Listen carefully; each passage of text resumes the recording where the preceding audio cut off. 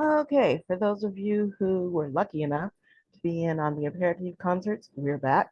For those of you who were unlucky enough to not make it and are coming in, actually, you still got a little bit of luck coming, a lot of luck, because our feature is the incomparable Ashley Moyo. We're going to do a little bit of open mic first, and then Ashley is going to do her thing, and then we'll have a little bit of open mic to end out. Here are the rules: no themes, we don't censor. We don't give trigger warnings. If you feel like your poem needs a trigger warning, you can do one individually. But Tesoro, as a matter of policy, does not give trigger warnings on the poetry that comes out of these shows. This is being recorded, so as I've said before, don't say anything that you don't want your mama, your priest, or the district attorney to hear. Or go ahead and say that if you're really just that bold. For those of you who don't know me, my name is Stacey Dyson. I run Tesoro, which is an international network of women poets everywhere from Australia to Africa to Colombia to Canada and a bunch of places in between. If you want to know more about us, you can go to www.firesingers.com, which is our website address, and find out who we are, what we're up to, and what makes us tick. So, if you are not already on the list and you want to read, please put a hell yeah in the chat section so I know who to call and when. That's the only rule we follow here. And so, Doc, I believe you're up first. Thank you. I'm honored to be reading here. Idyll.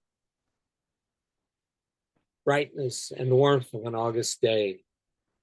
Sunshine and wisp of clouds. Birdsong and songs of crickets. Sound of water tumbling over stone. Scent of green on summer breezes. Interplay of light and shadow in the trees. Ancient tumbled slabs of stone on a hillside. Picnic tables and iron grills. Sunlit sward and shaded thicket. And me, writing poetry. Euclid Creek Park on a lazy day. And Invocation of Sunrise. From the soundscape of dawn comes an invocation of sunrise in a lilting, lingering rhyme of life. The door to day inches open and existence flows in abundance, carrying all the riches of the multiverse. I stravage the forests of morning, wandering among pathways of light and after visions of dreams. I listen to the voices of nature, revel in the luxury of the moment and the transcendence of time. I am one with the harmony of all, and I become.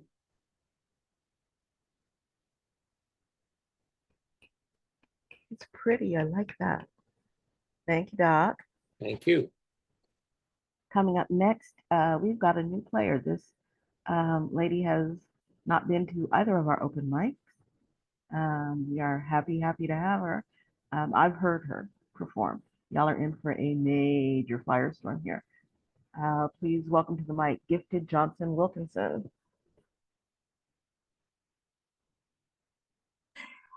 Hello, everyone. Good evening. Thank you for allowing me to take part in this beautiful circle. All right. My first piece, A Motherless Child. Sometimes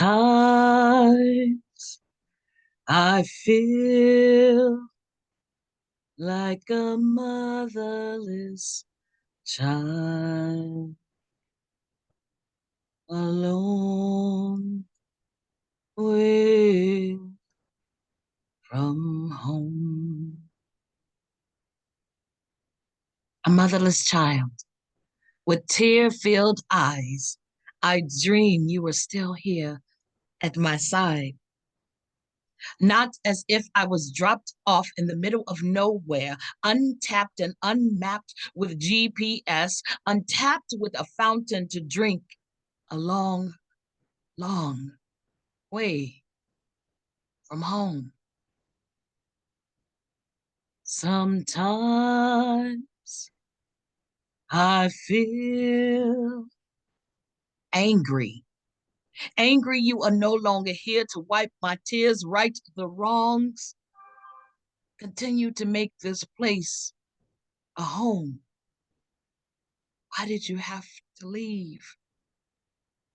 Sometimes I feel lost, lost in a maze with no direction, a bird with no wings to fly, questions with no answers, ill-equipped for the lessons never learned. Then I'd remember with just one drop of your blood, I'm still your child. The warmth of your love that surrounds me, you poured into me what you could. Sorrow clouded my ram, heart of my memories, pieces of you that you had carefully laid one by one into me still remains. So sometimes I feel like a motherless child, alone, but never unloved. Motherless child. Oh,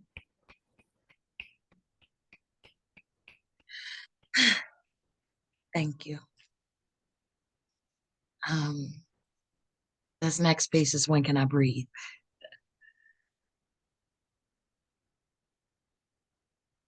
When can I breathe? Feel free to let out the air that I've been holding in like my life depended on it. When can I breathe? Feel free to just be me, not to judge for the way that I adorn my hair, style of clothes I wear, light skin, dark skin, or maybe not even my skin, but my DNA, makeup of who I am. Strong as hell, fighting back when it gets tight, standing up for my own right. No privilege to stand on, only the legacy of my morals will I stand. When can I breathe? Expel the stench of toxic chemical reaction that you spread. When can I breathe and just be the solidarity of air that is beyond the walls of blind inequality? When can I breathe?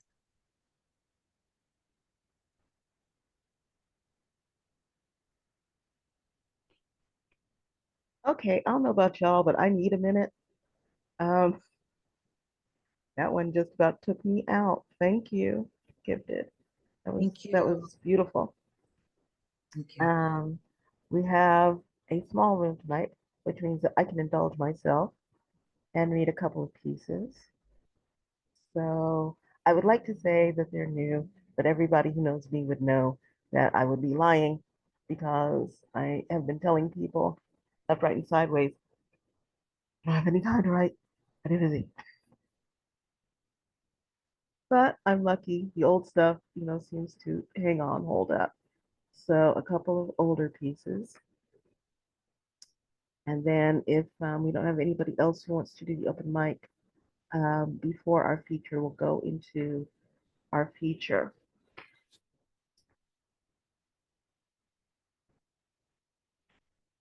Let's see. We'll do a nice little definition poem first. And then we'll go on ahead and do a love poem just because It's that kind of day, that kind of week. I think people need a love poem. But first, let's establish who we are. Which hat should I wear today?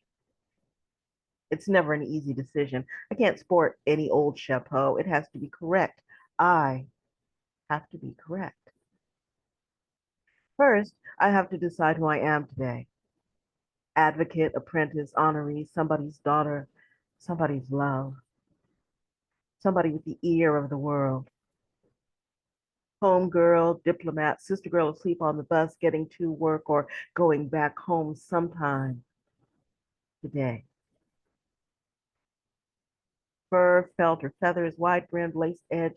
Do I carry my own shadow or move between drops of sunlight? Though my mama always did say a lady kept the sun off her face. Whose hat am I wearing today? Am I the woman the whole world hears, or the sister with no voice at all? The one who struts it on down the avenue, hand on her hip, protected by my wits and way, giving every man I meet a chance to holler about how good I look. Am I the grandmother in her pew, funeral home fan waving in time to gonna meet my mother in the rock of ages,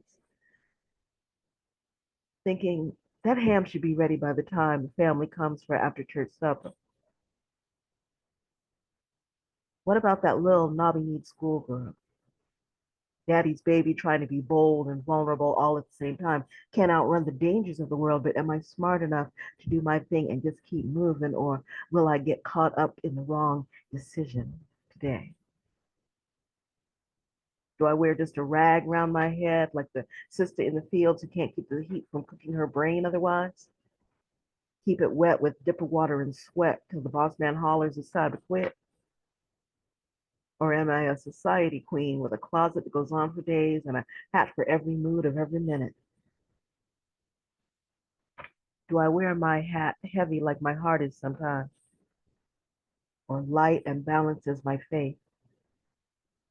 Crown or a baseball cap? Does it ride high up on my brow, shoveling the world I have nothing to hide, or is it something I can hide behind, have to hide behind, because life or my man say I ain't looking right? Do I want my hat to shout like a gospel choir on first Sunday, or whisper quiet as baby's breath or magnolia perfume? Midnight black in the blue, cream white, sandy gold brown, sweet tea yellow, the red of Egyptian dust. What's on my head only describes my condition. It doesn't tell any tales about me, who I really am, just who I am for today. And nobody else can pick it out. I'm the only one who knows which is correct because I have to be correct. So let me check my heart. Let me check how I'm breathing today in this world, and then I can answer you in confidence, in exhaustion, in grace, in love, or maybe just on time. Which hat do I wear today?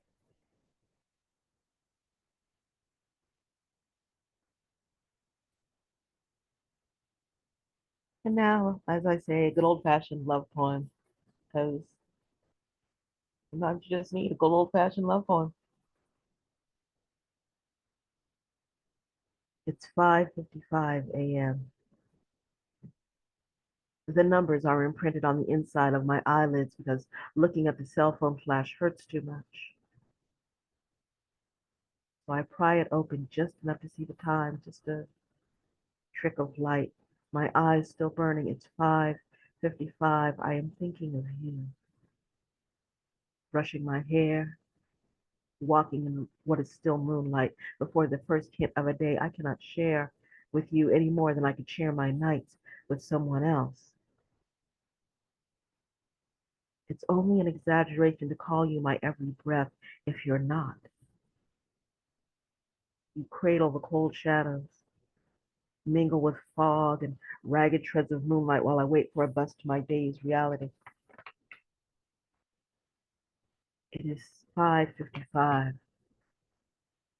and I am tasting your laugh on my fingertips, chancing a kiss onto my mouth. If you were really a gentleman, you'd never hold me close again.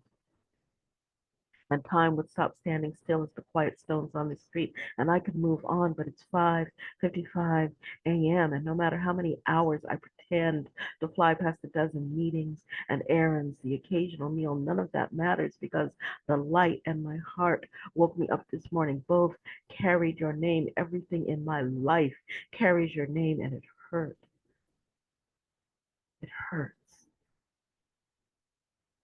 And people tend to record the hours of their pain. And it is now 5:55 when your voice called me yours for the 555th time since you ever said hello to me. I only say your name in one of two ways, so people won't think I care, and whisper to myself after I come away from hearing or seeing of, about, around you. The first is discretion. The second is because I am greedy and selfish and need to lick, sip, touch my tongue to every syllable like it was the first snowflake or a square of Belgian chocolate. They say when you are naming something or someone to shout the name 100 times. If you can still bear the sound of the syllables, the name must be correct. I have sung, shouted, laughed, whispered, ate your name 555 times in the last splinter of the last millisecond of any time system my body and mind can recognize in the milliseconds between the call and response of every synapse fired in every stroke of the pen writing this poem, and I am not yet weary of the way it weaves itself into my hair, around my fingers, into my blood and bone. Because as my girl Kadara says, this is not a love poem. I've only ever truly written three of those in my life. One to a man who wound his lies around my time. One for a man who sits every day at sunset with his face to the wind, tells the sun to kiss my wrists and glance heat across my fingers because he cannot, and only once to you. Only once. Because when you have said all there is to say, there is no need for repetition. I mark time in other ways now, in cliches of never enough and too soon, and it is so, so late. You will never be too late for me. I lie down in softest scented linen, lie still to feel you wheeling and tumbling through my blood and bone and brain, like quiet. Lie still. Others' days have ended and begun again. Mine has not changed. I will not change. You are imprinted on the inside of my eyelids, a trick of light that sometimes just hurts too much. I brush my cheek and exhale the airs of your name like snowflakes and Belgian chocolate. I pry my heart open just enough to see you, and it is 5:55 a.m.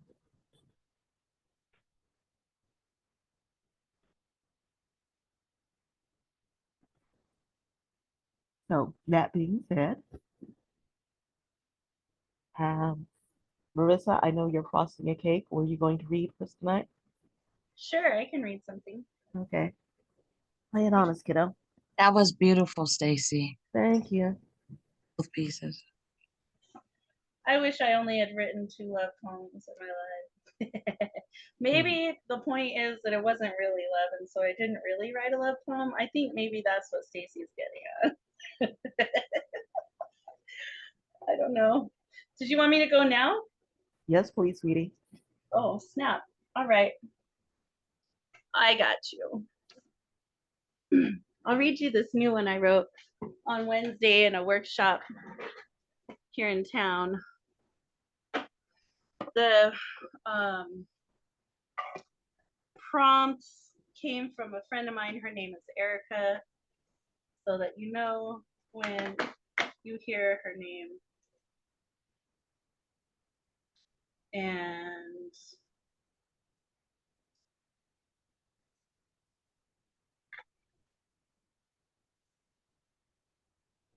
okay. That's never a good sound from you. It's I'm a little not nervous that. now. Oh. I'm only a little nervous, but go ahead. No. And I'm so excited. Gifted is here, and Nancy Helgeson is here. That's awesome. All right. And welcome Ashley and Doc Janning. Poet laureates unite, right? All right. So my friend Erica said I'm tired of being hot. And of course, I have to productize it a little.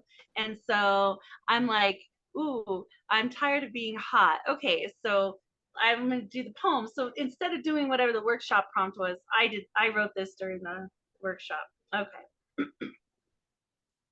I am tired of being hot. Like red flannel shirt sitting open-legged in a bar surrounded by poets. Hot. Like boob sweat, a freshly washed, dying vagine, deodorant barely made it on today. Give me my IPA kinda hot. I am so tired of being so poetically, unabashedly, womanly hot. Like desert summertime heat at 5,000 feet. Only on my first beer, pen running on empty, licking just the tip, kinda hot. Like I find this mic so phallic. Body spray, spritz last minute, nothing clean to write about again. Don't look so tired, and thank Erica for this prompt, kinda hot. I am so tired of being this hot with clothes on, without a swimming pool or sweat-worthy, earth-shattering, mind-blowing, sexy motherfucking, yes, literal sex. I am so tired of being this hot. Like pumpkin spice has already worn out its welcome. Like the hours, yes, hours I've already put on my vibrator today. Like the beer that's already warm in your stupid memory I can't seem to purge. And now there will be no fall to fall into, because winter only exists immediately after summer here in the desert. And then that's it. It's over. Except for the boob sweat, probably. It will be winter. And then I will be so tired of being this cold.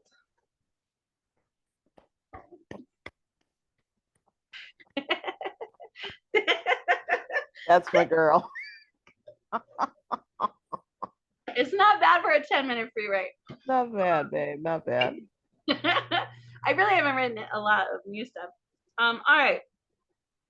Do you have a request? Sweet, sexy, serious, sad, silly, salty, social. Let's do some social.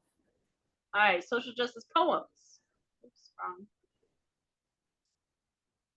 All right, let's see. I might not have made that folder yet, but I have plenty. All right.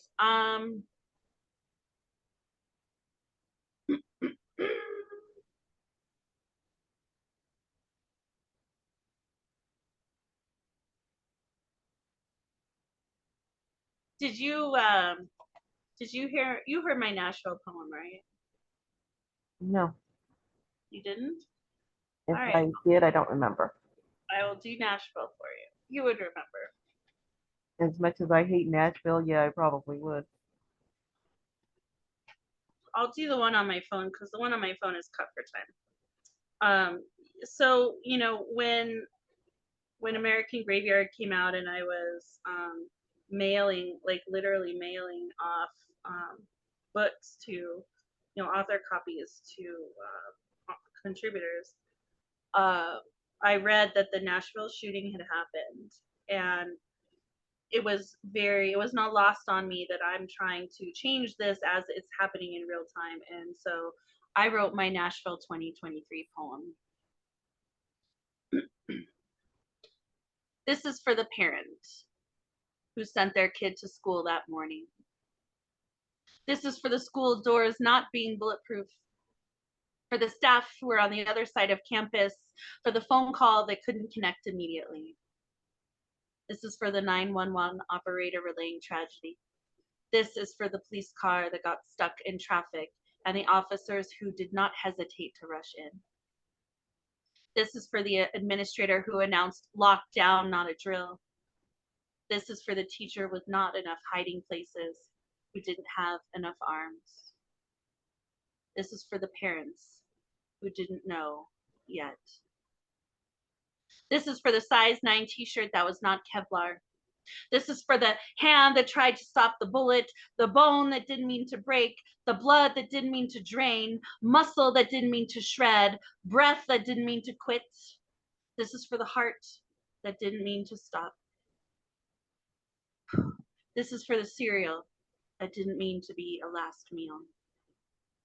This is for the adrenaline that couldn't fix it, for the EMTs who couldn't arrive fast enough, for the paramedics who couldn't work a miracle, ER doctors with not enough blood infusions, and the surgeons who could not say, your baby made it. This is for those who discovered the bodies and those who delivered the news. This is for the bullet that never wanted to be born to cause death. This is for the gun that never consented to slaughter.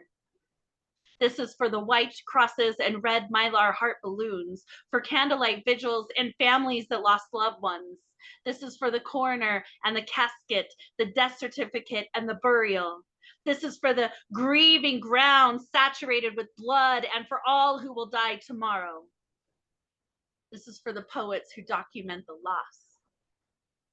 This is for all the stolen futures, all the dreams never to come true, for all the empty beds and dinner plates, all the grief and tears and rage. This is for those who run towards danger and those who look the other way, for the lawmakers who get loud in protest and those who haven't lost enough yet. This is for the change that must come. This is for love not being enough. This is for the heartbreak and the hope we are losing more and more every day.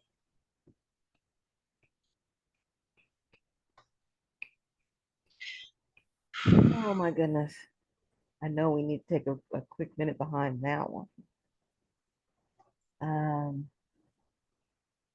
While we're all sort of getting our breath back, Gifted has to leave. Y'all wave good night, goodbye. Thanks so much. Bye, See you later. Gifted. Bye, sweetie. I'm so glad I got a chance to see you. I'm so glad Have I a- got to meet you. Have a good evening, everyone. Thank you for inviting me. We'll Bye-bye. see you again. Bye-bye. Ashley, you're amazing. Have a great evening.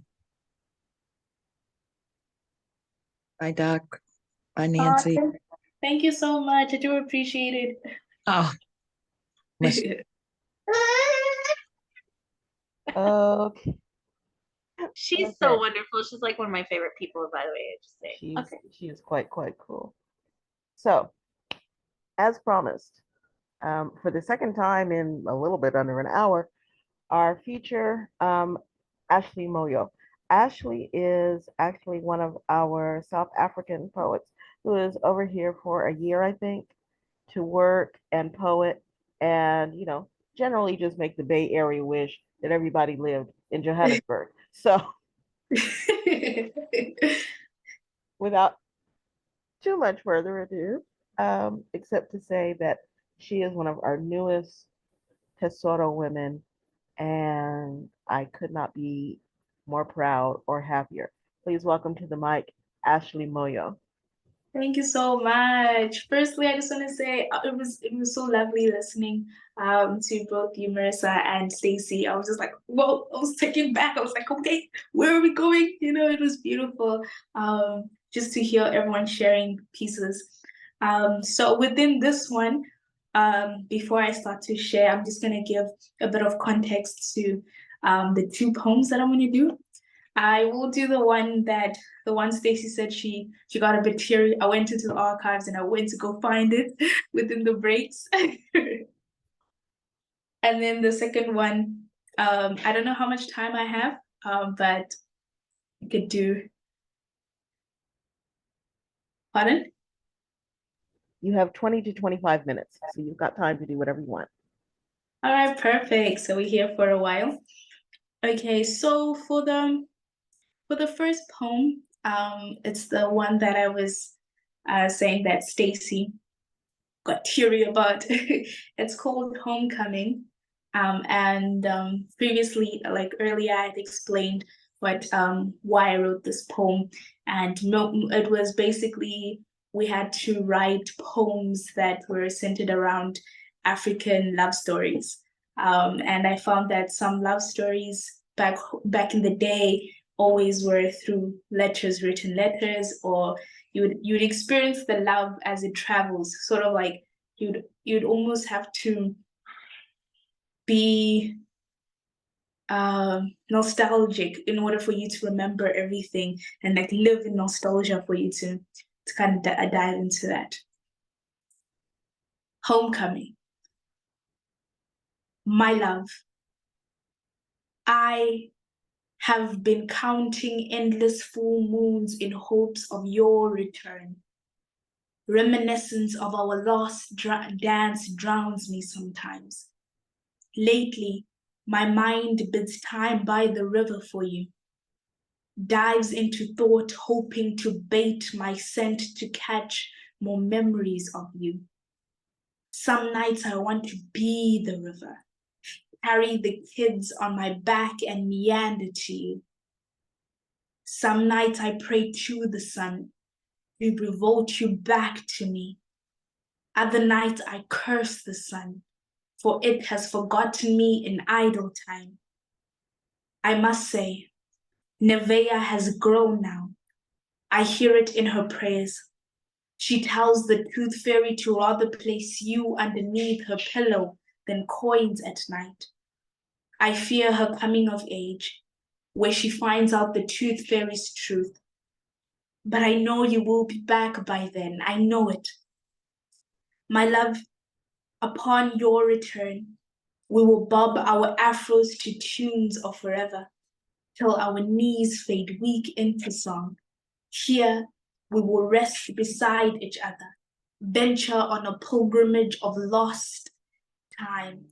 I will wash away the travel from your feet, wipe away the dews of your labor, relieve the luggage underneath your eyes, and unpack years of worry as you rest inside this home like you never left. My love for you is what I have been burning to keep the kids warm at night. Sometimes I burn too much in hopes a smoke signal will reach you in warmth too. But until then, I will continue to find happiness in sleep. For in here I am surrounded by your breathing. Body is not burdened by distance here. Here is where I gather the courage to await you when I awake. So yes, that was Homecoming.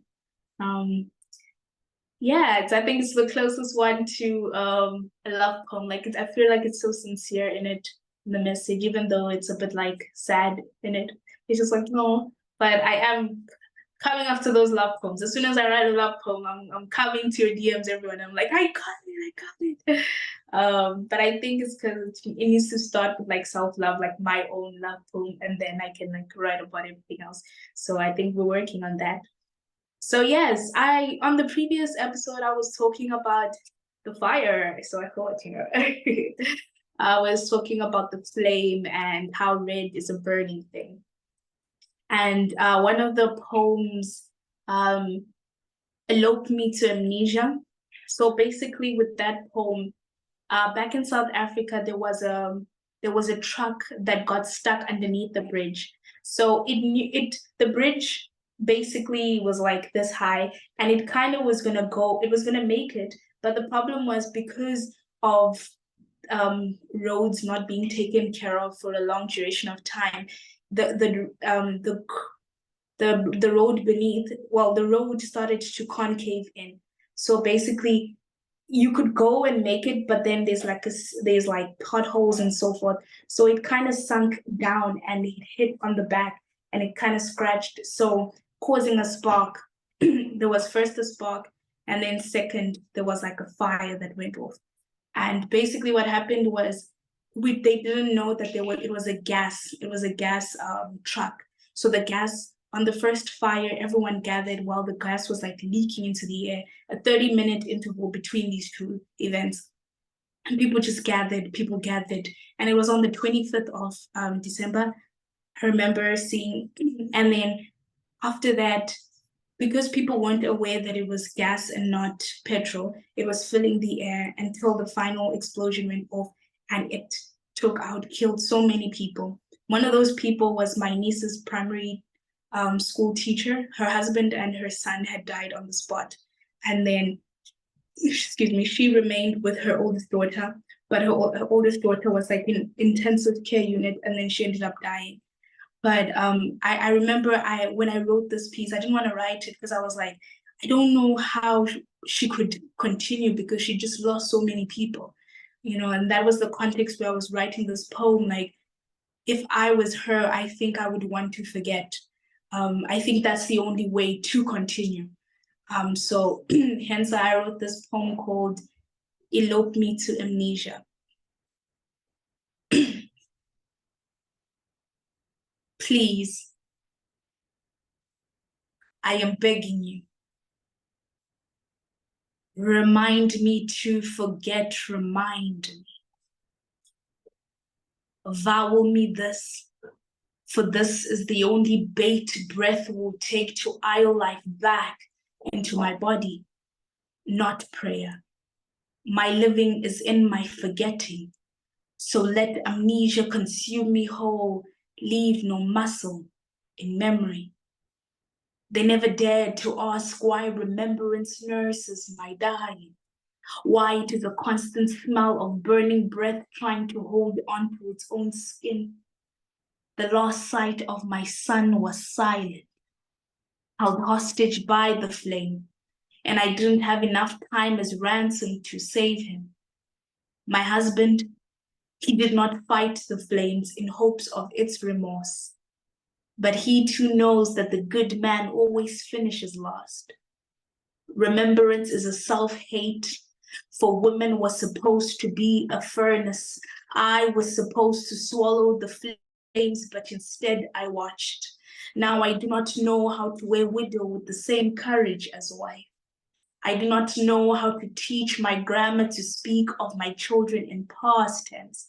So you tell me why this gift of memory they fast for is greater than that of amnesia. To remember is to forgive the fire, and I am not there yet. Wait, how do I remember this all? Wait, summon the fire again, their prayers are working. Do you not see that their prayers are for their sake? They are too afraid to stomach a sight of staring me dead in the eye and not recognizing me or their faith. But what about me and what I lost in the fire? Am I not gone already? So if ever they do find me, making snow angels from the colors that leak from my wrist, do not stop this art or bring holy water to resuscitate my heart, for I would have finally found enough courage to forgive the fire. Yeah, so thank you so much. That's that poem. And I remember after writing this poem, because I didn't want to write it. It dawned on me for like 3 days and I didn't want to write it. And then after I wrote it, I was like, I can never know how she feels, but if it like I think maybe because I never got to speak to her. But it was such a tragic moment of time in that period of time. So if one day she does find this, I hope it is. But we did go to see her. My mom went to go see her and just see how she was doing and pay condolences. And it was actually the reverse. She was like consoling other people and saying, no, it's okay. So I don't know if it was delayed response, but I just feel like sometimes the battles that we face in life are tailored for us to kind of fight through. Because if I wouldn't be able to carry it, but she was. Okay, so the next poem with a bit of contextual reference is No Dowry for Broken Hymens. This poem it was like the first time I wrote a 1 minute poem, and I remember trying to go down, trying to minimize the storyline because I normally used to write like 3-4 minute poems and try to condense it into a 1 minute poem and get the storyline, impact, and everything in. And so the context of this poem is basically back home. It's still practiced because for my mom's side, she's Zimbabwean, and back when they were growing up, virginity was held very high. So it was almost like if you're a virgin, you get a higher price of dowry, and that's how it was measured. People got checked. It was that type of situation. And we were one day in a conversation with my mom, and she was kind of telling me the story, and that they would, on the day of your wedding, when you would lie with your man, the next morning they would come and check the sheets if there was blood on the sheets, and this was almost a symbolism of purity.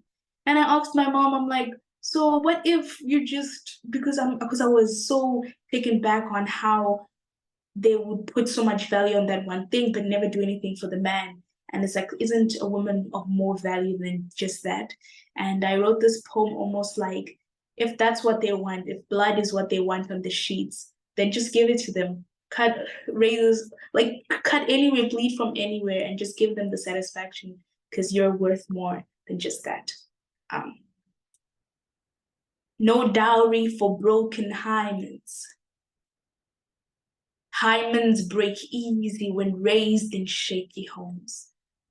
Grandmother teaches, once you wed and lie with man, blood is to remain on the sheets as a form of purity. But not all girls get the luxury of giving their virginity by choice. There is always an uncle turning a uterus into an asylum at the family gathering. So for the sake of grandmother's ego to believe, tonight when you lie with man, lie with razors and scalpels underneath your tongue, bleed from anywhere for hymen's sake, till the sheets too are under the deception that your purity is leaving for the first time. Let the clans elate in your deception. Today, they will be a dowry for a broken hymen.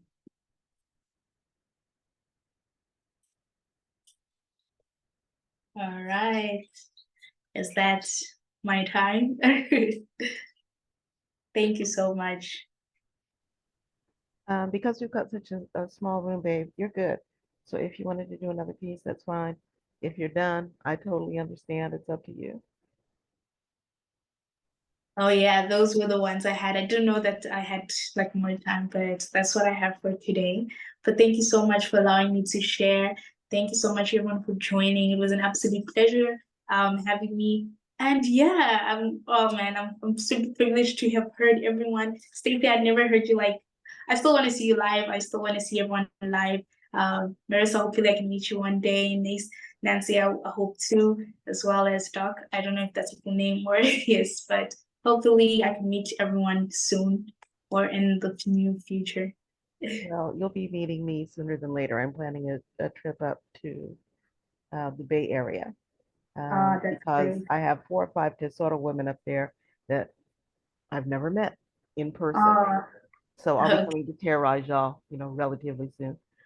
Um, while I've got folks here, we need to talk about the summit that Marissa Prada is throwing from September the 8th to September the 10th. There will be poets of all marvelous sorts and descriptions. They are holding workshops, doing open mics, causing trouble in general, and in the vein of causing trouble, Tesoro will be taking over the last part of the summit.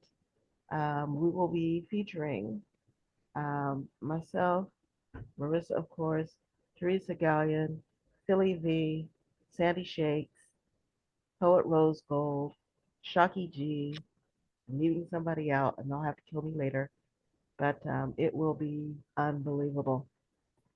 Also, and I will make this general announcement a little bit later on, but since y'all are here, you get to find out about it. The first anniversary Fire Singers book, the anniversary book, will be in release by the end of this month. So we're starting out in, actually, you'll be able to get it anywhere, but we'll be listed on Barnes. We'll be listed on Barnes and Noble, and kind of just spread out from there. So keep an eye open for that. Tesoro has, except for next week, because it's been a week, y'all. And I need a break. Tesoro has something planned every Friday from now until we close down for the season, um, the week of November the 20th. So keep an eye open on emails and invitations and Facebook, Instagram, all of those places where we usually advertise so that you know when to come and play with us. Our next, if I am reading my schedule correctly, um, the next performer for one of our shows will be Erica Castro. Should be a party. Um, Again, if there's anything that you want to know about, have questions about as far as Tesoro, you can reach us at www.firesingers.com. Um, Ashley, you want to give us one more, and then we'll go ahead and close out. I would love to hear the one about red and blue again. I really love that one. The one you The did one, on my show. which one was that one? The one about blue being tall and cool, I think. Oh, about Blue, Blue's poem. Yes. Okay. Blue is a gentle brother, a vertically blessed, kissed by the sun brother. Jawline so sharp it can cut off the sleeves of your insecurities, leave you bare, naked, enough room for him to whisper the night unto your skin. Wishing upon stars is not a distant thing, rather a travel upon her skin to find constellation hidden beneath her skin. For blue is a gentle brother, vertically blessed, kissed by the sun brother. Jawline so sharp it can cut off the sleeves of your insecurities, leave you bare, naked, enough room for him to whisper the night onto your skin. It is here where blue meets red. It is here where blue meets red, in the most intimate of time, where they both give aisle to each other to meet, where one is not taking the other out and the other is not drowning the other. It is here where they meet and give birth to Violet. Thank you. I love that piece. I was about to say it's my new favorite piece, but the piece, um, the woman writing to her husband, Yo, that's yes. that's still top of the list. I can't I can't lie. So we're gonna go ahead and go because I don't know about where y'all are, but it is hot here in It Southern is. California, and I'm done. So y'all open up your mics, throw our girls some roses here. That was absolutely fantastic. Thank you Ashley, Thank so you much. so much, Ashley. That was amazing. It was great to meet It's you a, and hear your words. Beautiful. thank you so much. Likewise, it's such a pleasure to be here. so wherever it is you are, whatever time of day it is, because I never know, keep cool, hydrate. I would say stay out of trouble, but that never works. Hey, we're poets here. None of us know how to say. See, even Doc is like, yeah, right, that's gonna happen. So I will end this the way that I normally end with my students. If you can't be good, be careful. If you can't be careful, don't get caught. If you do get caught, I don't know who you are. So with that being said, y'all have a fantastic weekend. I love that. And thank you on behalf of myself and Tesoro one more time for Ashley Moyo, Thank who you. must be tired after doing a double shot here. It's okay. It's the name of the game. And you all have an absolutely fantastic weekend. We will see you somewhere around the way. All right. Thank you.